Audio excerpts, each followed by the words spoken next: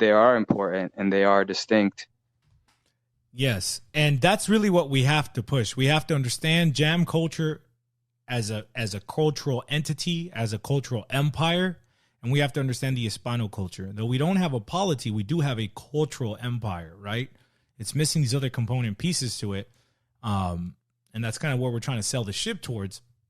But ultimately, it does de facto operate as a cultural empire, and we really need to understand what are the foundational roots of that empire, what makes it function, and what is it that gives it green roots to this point, even though it's been, abused and kind of covered up, and it hasn't, that tree of Hispanidad hasn't really gotten all the sunlight and water and air that it needed.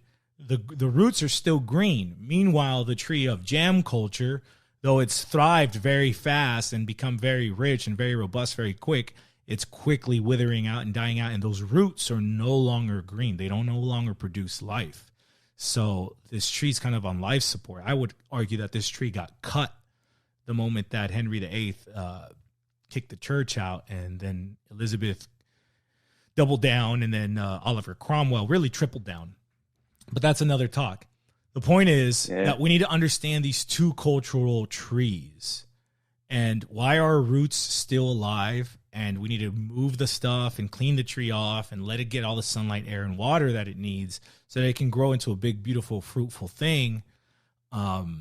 And, glory to God when we're able to accomplish that. And that's really the whole aim of it. Again, this is, if we go into a armed battle or we don't have a Pentagon. We don't have DC think tank budgets. We don't have a military. We don't have secret agencies. We don't have none of this stuff. This ultimately comes down to a spiritual battle. And we need to know what is it that made us us. And in that process, we realize these spiritual truths that are universal.